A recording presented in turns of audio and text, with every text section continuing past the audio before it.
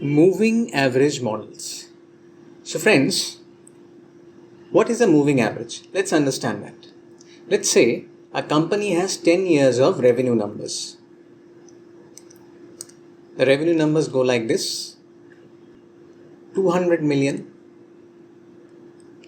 250 million, 210 million, 195 million, 220 million, 180 million, 210 million again, 235 million, 260 million, 280 million. So these are the numbers from 1 till the 10th years. Now I decide that I need a 5-year average of these numbers. So 5-year average means what? I take 5 consecutive numbers, let's say these 5 consecutive numbers, and take their average. And that becomes my moving average number, right? So how will I do that? So I'm looking at 5-year moving average, right? So what will be the current value? That is the 10th year value. The 10th year value will be the last 5 values, 180, 210, 235, 260, 280 added and then averaged. So this will come like this: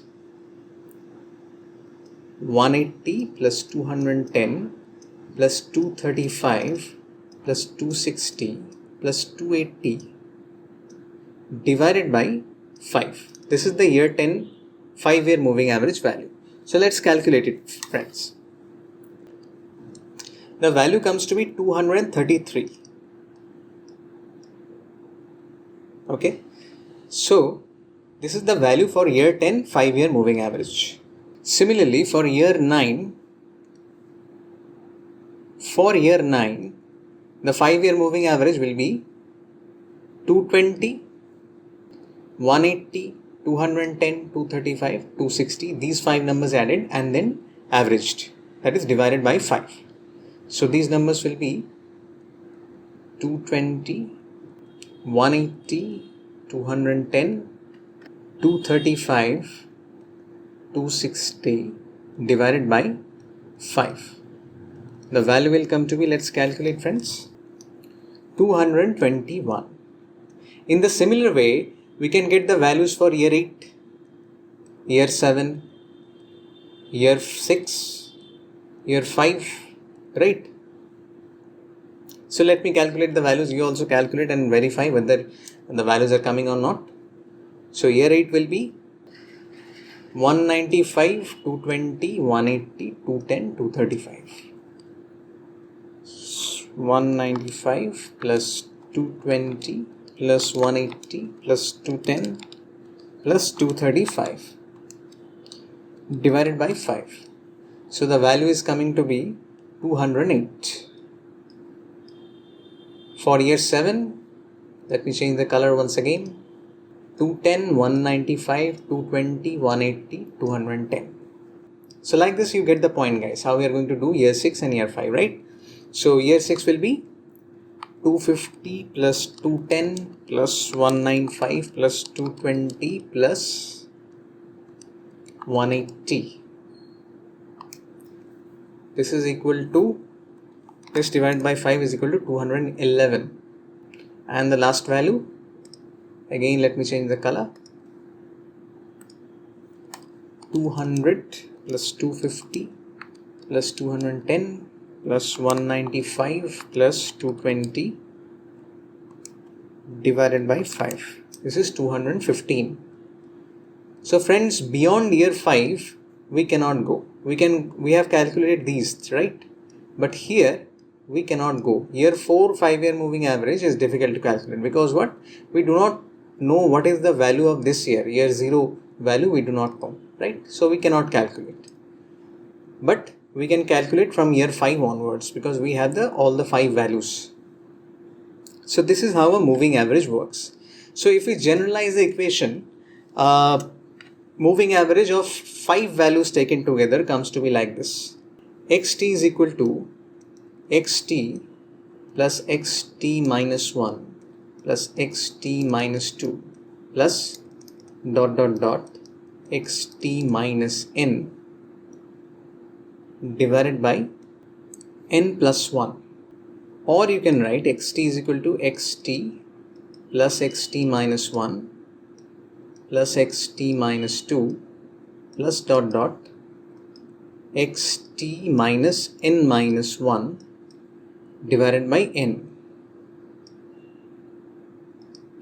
These both equations are valid for a moving average, right friends? Now friends, our calculation looked at historical calculations, right? Historical numbers. We knew the numbers and we calculated it. Now in case we need to project it, we have to get into a more mathematical format. Let's look at that. So, projecting with the help of moving averages. Projecting with the help of moving averages. How do we do that, friends? Let's say we are looking at a first order moving average, MA1. So what do we mean by first order moving average? First order moving average means xt is a function of a random variable at time t and a random variable at time t minus 1. That's it. Nothing else. And a second order moving average means MA2 means xt is dependent on, or xt is a function of a random variable at time t, a random variable at time t minus 1 and a random variable at time t minus 2. Now these et and et minus 1, this can be equally weighed or differently weighed. If they are differently weighed, the equation becomes like this. Xt is equal to et plus theta multiplied by et minus 1, where theta is not equal to 1. Because we are given et a weight of 1, we are giving a different weight to et minus 1, which is theta, and it is not equal to 1. So it is a differently weighed equation that we are trying to create through this. And this is the generalized equation for MA1, that is first order moving average. Now we'll look at a few properties of this equation, friends. So friends, this is our moving average first order equation, and the properties that we already know are et is a random variable, theta is not equal to 1. Now a few other properties are the expected value of this random variable is 0. The expected value of this random variable is 0. Okay. Then the variance, the expected variance of this random variable is, let's say, sigma square. The covariance, expected covariance of this random variable with respect to some other random variable which is lagged, this is equal to 0. T is not equal to S. So these are the properties that this equation has. Now friends, how do we detect whether an equation is a moving average or a autoregressive kind of an equation? How do we understand that? Let's say you are given an equation xt is equal to b0 plus b1 xt minus 1. Let's say you are given this equation, and the question is detect whether this is an AR1 model or MA1 model. How would you detect that, friends? The detection is pretty simple. If you understand, if you know the information, the detection becomes very simple. You do a t-statistic test. First, do one thing. Regress this xt with all the orders of xt minus p, generalize p. So what I am meaning is, regress xt with respect to xt minus 1, then again regress xt with respect to xt minus 2, xt minus 3, xt minus 4, dot dot dot. You do it for any number of lags that you want, and you find out the t-statistics of b1. T-statistic of b1. b1 means this one. This one means you just replace this xt minus 1 with xt minus 2, then you replace it with xt minus 3, you just do that. Okay. And you find out the t values. Let's say the values come to be t1, t2, t3, t4, dot dot dot. If the model is an AR1 model, then the first value will be significant.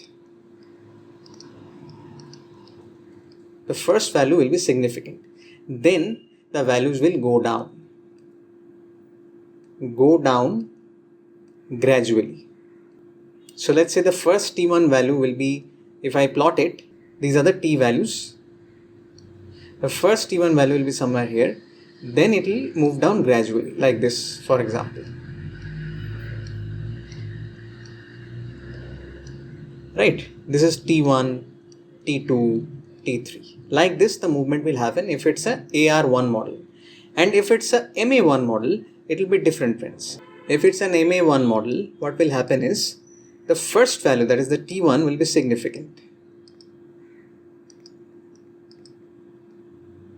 And then there will be a sudden drop, not a gradual drop, friends. It will be a sudden drop. So the graph may look something like this. So the first value comes here, and then the other values go like this. So this is t1, and this is t2, t3, etc. So this is the difference. AR model will show a gradual drop. MA1 model will show a sudden drop. This is very important, friends. Gradual drop for AR1 model and sudden drop for MA1 model. So this is the difference that can help you understand whether it's a AR model or a MA1 model. Now friends, we'll talk about a phenomenon called seasonality. So friends, what is seasonality? Let's say you have data which you want to establish a time series model for. So you do not know which of the lagged variables are influencing the current value xt. Okay. So what you do is you regress xt with xt minus 1. Then you regress with xt minus 2. Then you regress with xt minus 3. Like this you do. And you calculate the t-stat values, right? You find that xt minus 1 is significant. Let me denote it with S, okay? Xt minus 2 is insignificant. Let me call it IS, okay? So this is significant. This is insignificant. Again, xt minus 3 becomes significant. Then you further regress with respect to xt minus 4, xt minus 5, xt minus 6, and you find that the significance is going down drastically. So majorly what you find is xt minus 1 and xt minus 3 is significant. But strangely, in between these two, xt minus 2 is not significant. So this phenomenon is called seasonality of time series. So friends, the equation will look something like this. xt is equal to b0 plus b1 xt minus 1 plus b3 xt minus 3 plus some error. This is going to be our equation which includes seasonality. And once again, just to rewind, how have we calculated these significance levels? Obviously, by calculating the t-stat of the parameters. Which parameters? b0, b1, b2 and b3, right? So let's say the respective parameters here are b1, b2, b3, right? We calculate the t-stats for each of them and we compare the t-statistics with the t-critical for the number of observations and the number of parameters. If t-critical turns out to be greater than the t-statistics calculated, like in the case of b2, then we say there is no significance. We do not use the variable, that is, we do not use xt minus 2. And if t critical turns out to be less than the t value calculated, let's say for b1 or b3, then we say there is significance and we will be using those parameters and respective variables. That we have done, friends. b1 and b3 we have done. And b0 significance also we check. So this is how the seasonality equation is formed for a time series. AutoRegressive moving average models. So friends, we have done autoregressive models previously. We have also done moving average models.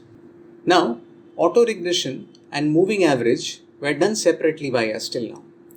Now, some statisticians argue that if we can create a model which combines the properties of both autoregression and moving average, it can give a better forecasting effect. And this kind of a model, they call it ARMA model, or autoregressive moving average models. So let's see how that can look like. So a generalized autoregressive model, ARP, of pth order can look like this. Xt is equal to B0, B1 xt minus 1, B2 xt minus 2 till Bp xt minus p. And let's say a moving average model of order q can look like this. Xt is equal to plus theta 1 eta t minus 1, theta 2 eta t minus 2 dot plus theta q eta t minus q. Now, if it were to be an ARMA model, how would it look like? It will combine both the AR and the MA models, and it will look something like this. Xt is equal to B0 plus B1 xt1 plus B1 xt minus 1 plus B2 xt minus 2 till Bp xt minus p, plus simply adding the MAQ equation. Eta t, theta 1 eta t minus 1, theta 2 eta t minus 2 till eta t minus q. Now this is how the ARMA equation looks like. Now friends, there is a problem with it. This ARMA model, although advocated by many statisticians as to be having better forecasting abilities, but there are some problems. The first problem is the parameters are very unstable. The parameters like B0, B1, theta 1, theta 2, these are very unstable. The second problem is selecting the value of P and Q. There is no defined method for it. It is more art than a science. The third problem, because of the above two problems, obviously, the model is very much dependent on the data on which it is estimated. And depending on the regimes chosen, the time zones chosen, the number of observations chosen, the model can perform badly out of sample. The model can perform badly when some out of sample data is tested on it, which means the forecasting may not be well at all. So these are the problems of ARMA model. Once again, I'll repeat, parameters are very unstable. The selection of P and Q values is not defined. It is more art than a science. It is more sample dependent, data dependent. It depends on the regimes chosen, the number of observations, the time zones chosen, and it can perform badly out of sample because of this, which means forecasting may not be well at all. So this is about the ARMA model, friends. Next, we'll try to understand something called the ARC model. AutoRegressive Conditional Heteroskedasticity models, or the ARC models. Now, what do we mean by these ARC models? So friends, we have already learned what is heteroskedasticity, right? So, in an autoregressive model, what is conditional heteroskedasticity? Let's first understand that. So to understand this, let's take an example of an ARP model. So the order will be P and the model will be autoregressive, right? So this is given by nothing but xt is equal to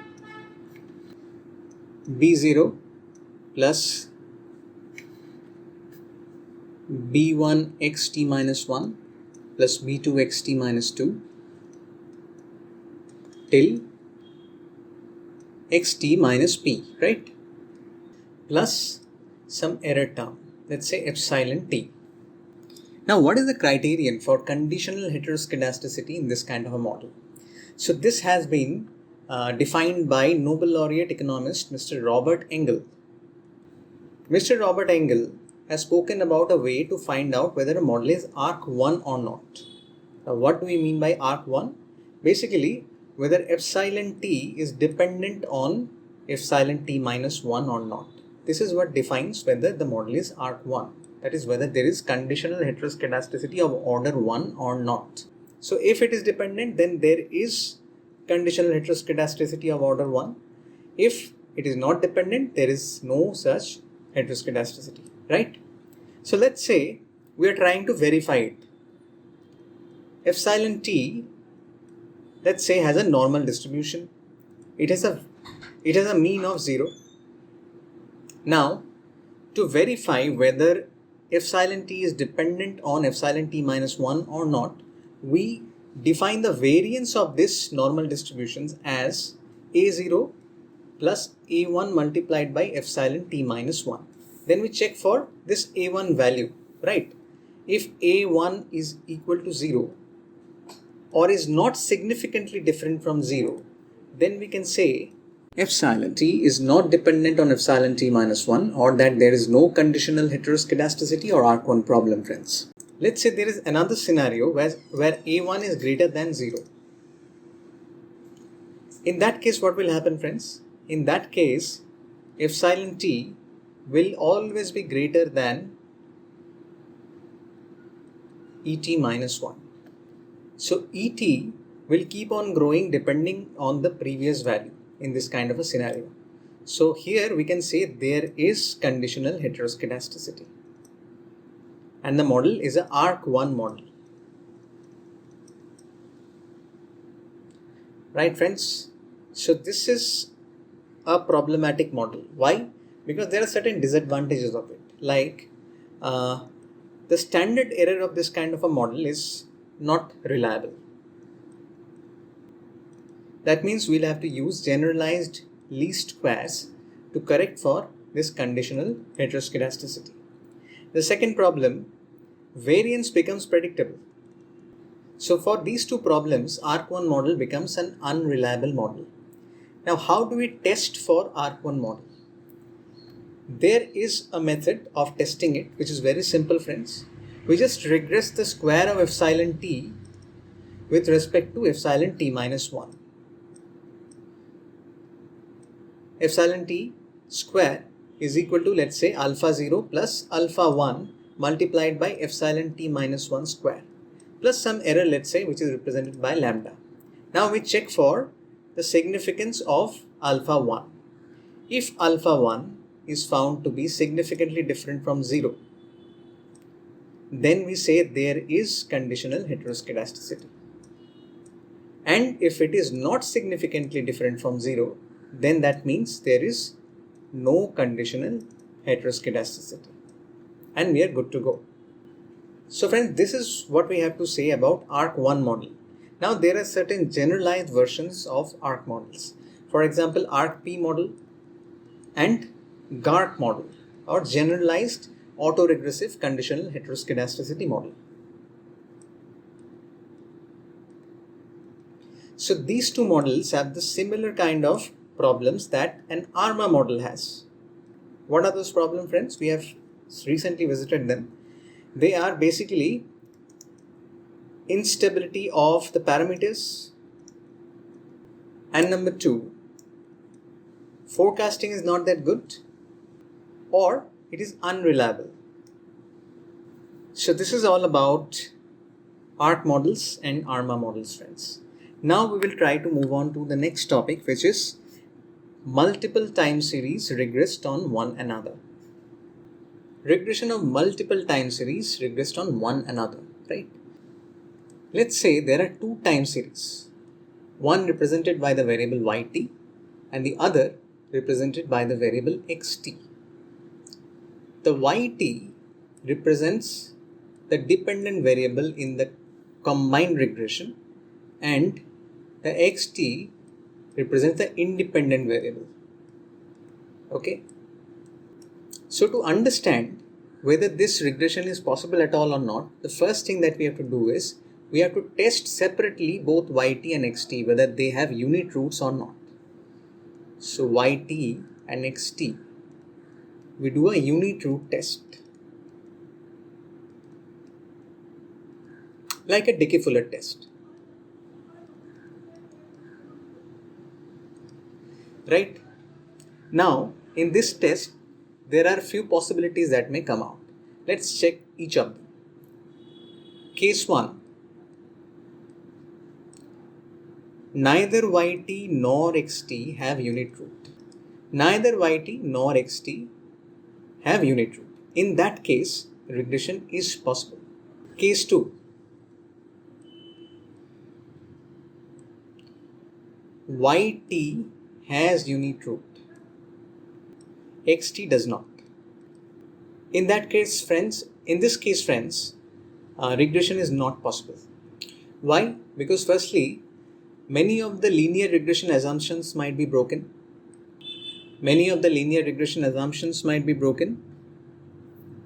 And secondly, the regression will be non-covariant stationary. So for these two reasons, regression will not be advised or possible. Case 3. Yt does not have unit root, but xt does. In this case also, friends, regression will be not possible because of the similar reasons, that linear regression assumptions will be broken and regression will not be covariant stationary. So here also regression is not possible. Case 4. Both xt and yt have unit roots. So friends, in this case there is some ambiguity. We have to check for one more factor, which is called the co-integration factor for xt and yt. So what do we mean by co-integration, friends? Co-integration basically means whether xt and yt have a strong fundamental relationship, economic relationship between them, and whether they do not move out of bound with respect to each other in the long term, which simply means their values do not digress in the long term. So if there is an economic relationship, a strong economic relationship between xt and yt, and if their values do not digress from each other in the long term, that means they are co-integrated, right? Now how do we do a statistical test for checking whether they are co-integrated or not? Let's have a look at that. So friends, we have already said that xt and yt are going to be regressed upon each other, where yt is the dependent variable and xt is the independent variable. So we can write this kind of an equation: yt is equal to b0 plus b1 into xt plus some error value epsilon, right? Now this equation is going to be a starting point for checking whether there is co-integration or not. So friends, this test is also called a unit root test.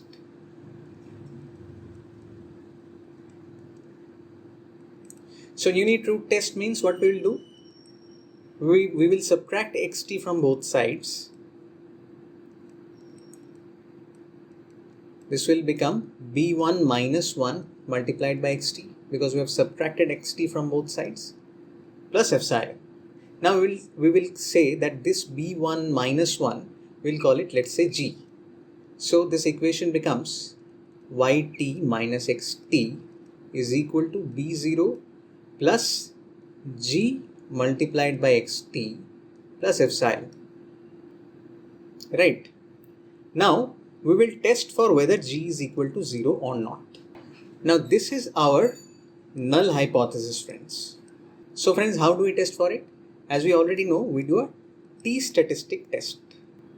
Now for unit roots, we usually have used the Dickey-Fuller t-table, right? These are different values from normal statistical t values, right? These critical values are different. Now we will use something further different. That is something called the Angel-Grainer corrected t values or tree critical values. So what Angel and Grainer have done is They have further corrected the Dickey-Fuller T critical values to account for the uncertainties that arise in the parameters when we are doing a regression on the time series, right? So they have done further corrections.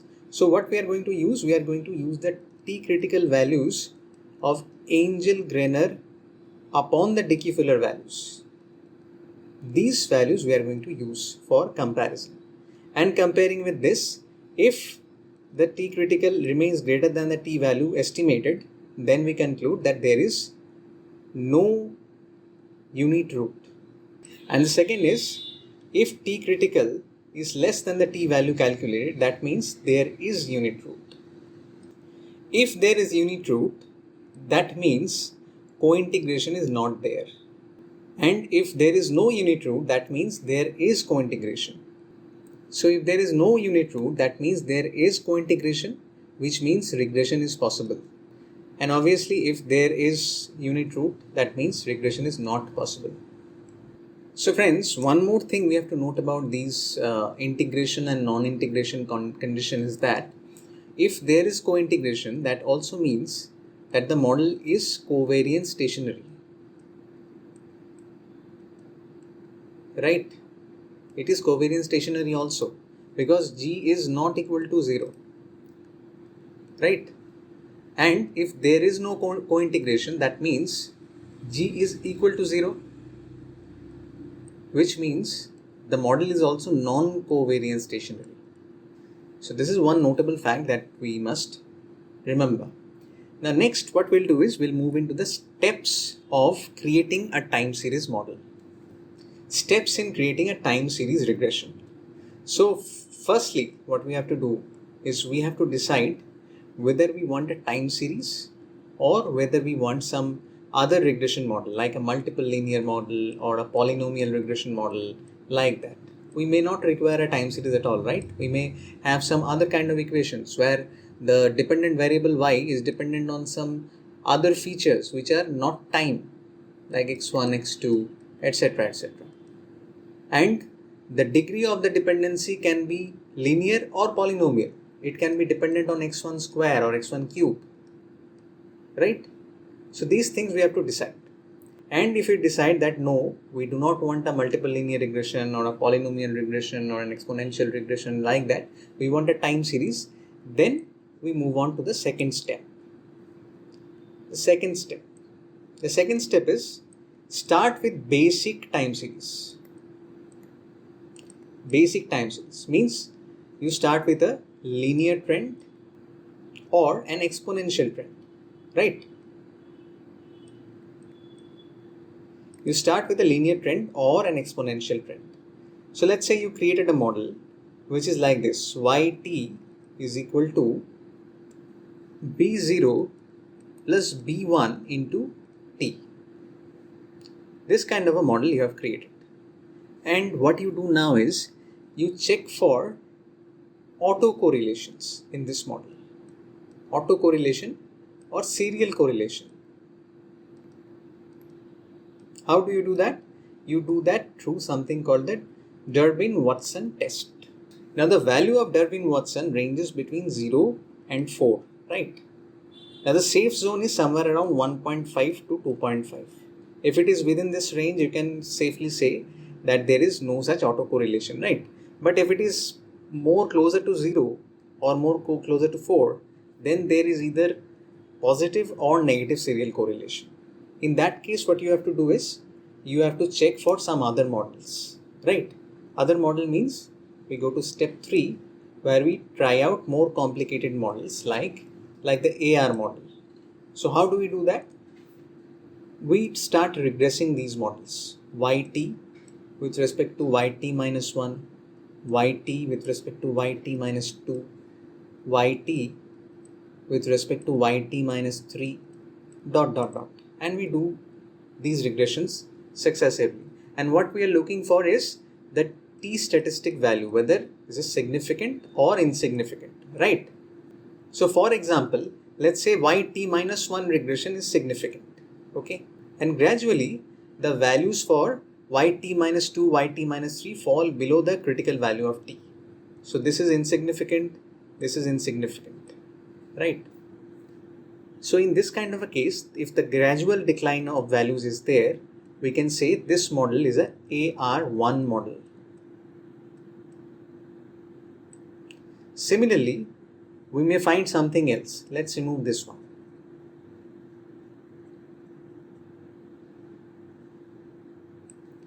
We may find that yt minus 1 is significant, but the significance of yt minus 2 and yt minus 3 are far below significant. They have a sudden drop. There is a sudden drop in value.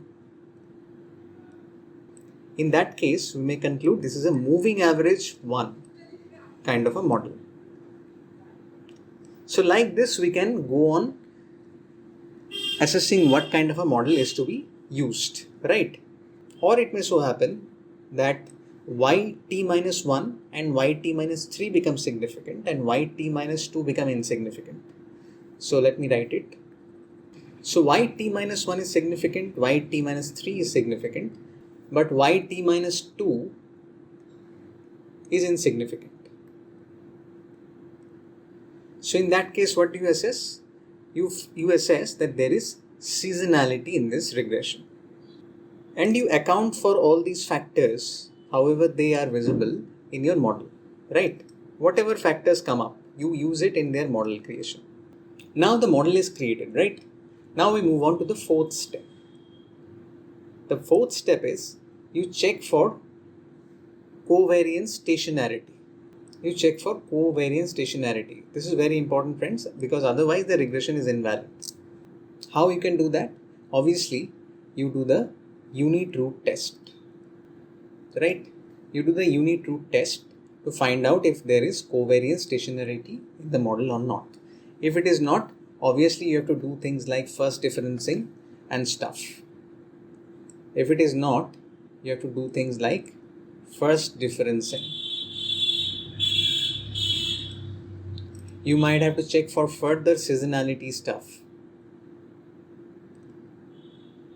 You might have to check further whether the trend is linear or exponential.